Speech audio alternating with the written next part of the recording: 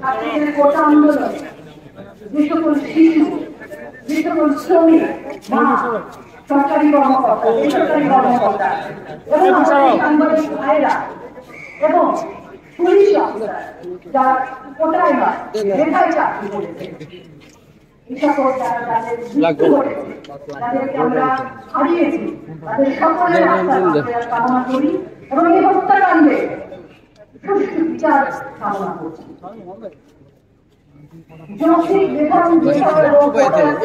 আন্দোলন করছিলেন আমাদের মেধাবী ছাত্ররা, সেই কোটা আন্দোলনের যৌক্তিক পর্যায় পর্যন্ত আমরা দেখেছি এই কোটা আন্দোলনে যারা একসাথে কাজ করেছেন, সেই কোটার পক্ষে রাষ্ট্র ছিল, সে কোটার পক্ষে জনগণ ছিল, আমরাও ছিলাম, আমরা আছি।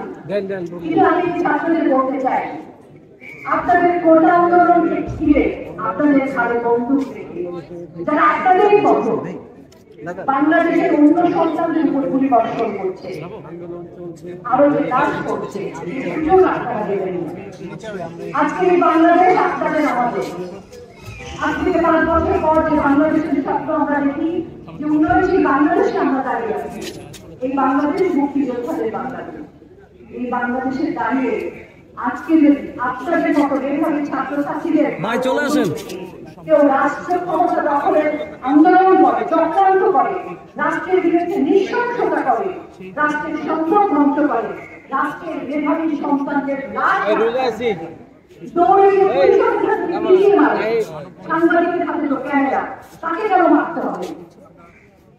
কোটা আন্দোলনকারী সত্যিকারের যে ছাত্ররা আপনারা আছেন তাদের এই সুযোগ আপনারা দেবেন না। আপনাদের আন্দোলনকে চিন্তায় করে যারা রাষ্ট্র ক্ষমতায় যেতে চায়, যারা বিদেশিদের মদত দিয়ে চক্রান্তকারীদের ইশারায় ক্ষমতায় যেতে চায়, বাংলাদেশকে পিছিয়ে দিতে চায়, বাংলাদেশে হত্যাযজ্ঞ করতে চায়, বাংলাদেশে ধ্বংস করতে চায়, সেই রাষ্ট্রদ্রোহীদের হাতে পুতুল আপনারা করেন না।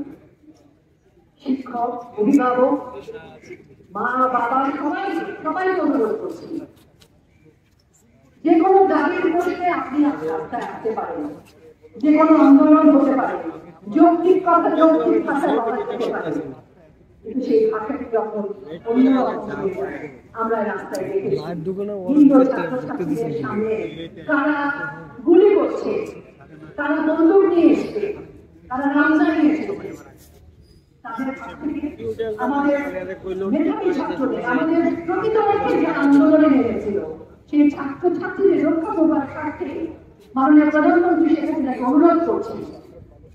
তিনি বলেছেন জাতিসংঘের সুষ্ঠু তদন্ত করতে পারে, পৃথিবীর অন্য যে কোনো দেশ থেকে এসে তদন্ত করতে পারে, আমরা স্বাগত জানাই। হাইকোর্ট দাবি দাবা মেনে নিয়েছে, রাষ্ট্র কোটা আন্দোলনকারীদের পক্ষে তাদের মাঝখানে যারা এই আচরণগুলো করছে, এগুলো কিন্তু নারীদের আমরা ধিক্কার জানাতে চাই, প্রতিবাদ জানাতে চাই। এই বাংলাদেশকে আমরা রক্ষা করতে চাই, আমরা এই বাংলাদেশের উন্নয়ন, বাংলাদেশের মুক্তিযুদ্ধের চেতনা আমরা কোন দুষ্কৃতির হাতে দিতে চাই না।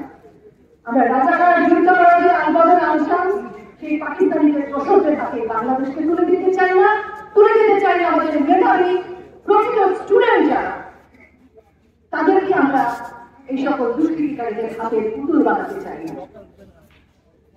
সবাই যেন সুন্দর করে খাবেন, কেউ কাউ উস্কানি দেবেন না। সময়টা আমাদের, সময়টা বাংলাদেশে আমাদের এগিয়ে যাওয়ার সময়। এই সময় আসুন আমার ফ্রেম লড়ে আছে, আমরা এগিয়ে যাই উন্নয়নের কাজ আসছেন তো পরে আগুন জ্বালালে কি হবে? আপনি ভাবছেন আমার কথা হচ্ছে, মনে আসলে আমাদেরই হচ্ছে। এই ঘরটা আমাদের একটাই বাংলাদেশ, আমাদের সকলের একটাই বাংলাদেশ। আসুন সেই বাংলাদেশের নির্মাণের কাছে আমরা শ্রমিক করি, বাংলাদেশকে জ্বালাও করার কাছে আমরা যেন অংশীদার না হই, কোনোভাবে কোনো বিভ্রান্তির শিকার যেন আমরা না হই। গণমাধ্যম করি আপনাদের কৃতজ্ঞতা জানাই, জীবনের ঝুঁকি নিয়ে আপনারা আজকেও রাস্তায় নেমেছেন, আপনাদের অনেক অনেক ধন্যবাদ। বস্তুনিষ্ঠ সত্যিকার সংবাদ আপনারা পরিবেশন করছেন, আপনাদের ধন্যবাদ জানাই। জয় বাংলা, জয় বঙ্গবন্ধু।